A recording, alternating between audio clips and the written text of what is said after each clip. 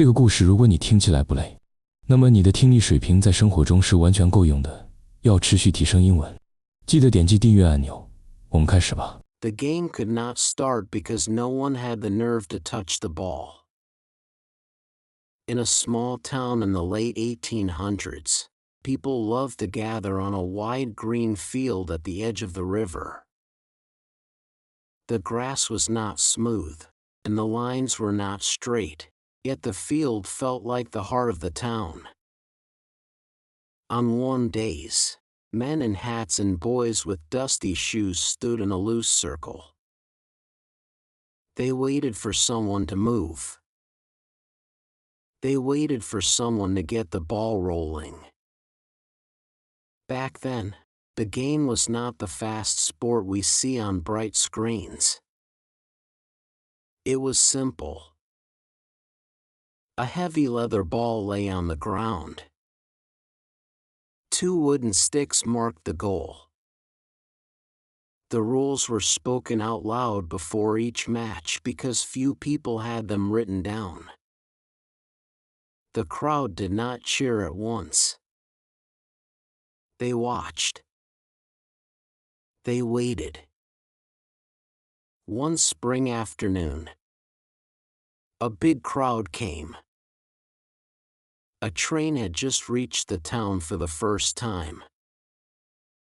New workers, new shops, new hope filled the air. The town leaders said a game would bring people together. Yet when the time came, no one stepped forward. The ball sat in the dust like a question no one could answer. Tom, a thin boy of 12, stood near the back. His father worked at the rail yard. His hands were rough, and his back was bent from long hours. Tom heard the men talk. They said they needed a strong player to start. They said the first kick would set the tone. They said it had to be done right. The sun moved higher. The crowd grew quiet. A dog barked. A baby cried. Still the ball did not move. Tom felt his heart beat hard in his chest. He was small. He was not the best player. Yet he loved the game. He loved the sound of feet on grass and the shout when someone scored. He looked at the ball again. It seemed bigger now, as if it knew all eyes were on it. A tall man named Mr. Hale stepped forward. He was known as the strongest worker in town. People thought he would kick first. He walked up to the ball, looked down at it, then stepped back. He said the ground was not flat enough. He said the ball might roll the wrong way. Some men nodded. They agreed it was better to wait. The weight grew heavy. Tom could feel it like a weight on his shoulders. He did not think about being strong. He did not think about being perfect. He only thought about the game. If no one moved, nothing would happen. The day would fade, and the field would go dark. Without asking for leave, Tom ran forward. For a split second, the world felt still. The crowd gasped. Mr. Hale turned with wide eyes. Tom did not slow down. He swung his leg and kicked the ball as hard as he could. The ball rolled. It did not fly far. It bumped over a clump of dirt. It wobbled. It looked almost silly. Yet it moved. A boy from the other side ran after it. Another boy chased him. In a blink, the field came alive. Men shouted. Dust rose. Feet pounded the ground. The game had begun. Later that day, people did not talk about how far the first kick went. They did not talk about the small bump in the dirt. They talked about the moment the ball rolled. They talked about how one small act broke the wall of fear. From that time on, when the town faced a task that felt too big, someone would smile and say, "Get the ball rolling." They did not mean only a game. They meant, do the first small thing. Start. Move. Let action chase away doubt. The phrase spread beyond that town. Sports grew across the country. In bowling halls, a player would send a heavy ball down a wooden lane. The pins stood like quiet soldiers. The first roll was key.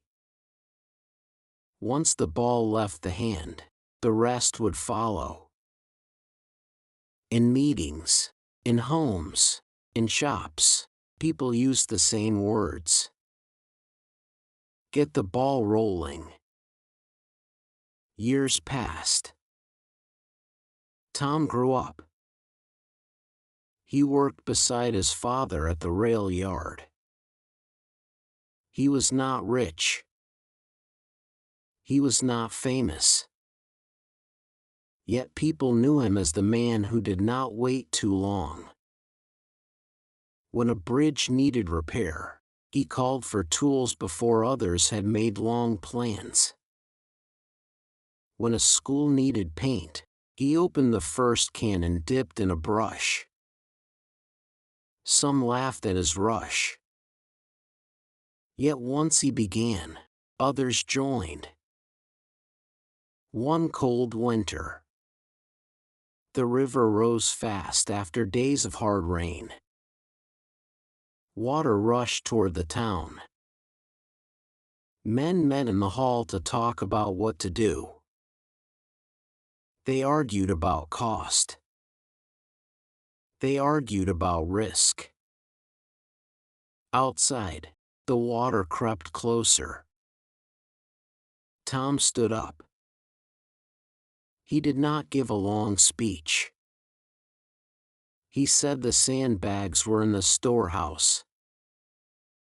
He said the carts were ready. He walked out. For a moment, no one moved. Then Mr. Hale, now older and slower, followed him. A few boys ran after them. Soon the street filled with people passing bags hand to hand. The work was hard. The cold bit into their skin. Yet the line of sandbags grew. By night, the town was safe. That night, as they sat tired and wet, Mr. Hale looked at Tom and laughed. He said, "You always know how to get the ball rolling." Tom smiled. He knew it was never about the ball alone. It was about the courage to act before you feel ready. The phrase lived on because it was simple and true. A ball does not roll by thought alone. It rolls by a push. Many plans stay locked in the mind. Many dreams sit like that old leather ball in the dust. They wait for the right ground, the right time, the right strong hand. Yet time moves on. In homes across the land, a mother might say it when she wants her kids to clean a messy room. In a small shop, a boss might say it when sales are slow. In a classroom, a teacher might say it when a project feels hard. Get the ball rolling. Do one small step. Let that step lead to the next. Think about your own field. Maybe it is not made of grass. Maybe it is a desk with books you have not opened. Maybe it is a dream you keep in your head because you fear the first move. The crowd in your mind may be loud. It may say you are too small, too late, not ready. Yet the ball is still there. It does not ask for a perfect kick. It asks for motion. When it rolls, even a little, the world shifts. Others see it. They join.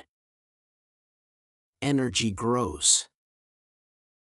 What once felt heavy begins to feel alive. The town by the river changed over the years. The rail yard grew quiet. New roads came. The old field is now a park where kids run with bright plastic balls. Most of them do not know the story of that spring day. They do not know the name of the thin boy who ran first. Still, each time a game starts, someone taps the ball with a foot. It rolls. Laughter rises. The simple act begins it all again. You may never stand on a dusty field with a leather ball at your feet. Yet you will face moments when all eyes seem to wait. Silence can feel safe, yet it can steal your chance. A small step can feel scary, yet it can wake the world around you. When you feel stuck, picture that quiet field. Hear the dog bark. Feel the sun on your face. See the ball resting in the dirt. Then run toward it. Get the ball rolling, and watch how life runs with it. 能以非母语者的身份专注学习到现在，这本身就是很棒的进步。真诚感谢你的观看。如果你觉得本期内容实用，点赞或留言让我知道你的想法，这对我持续创作非常重要。我们下期见。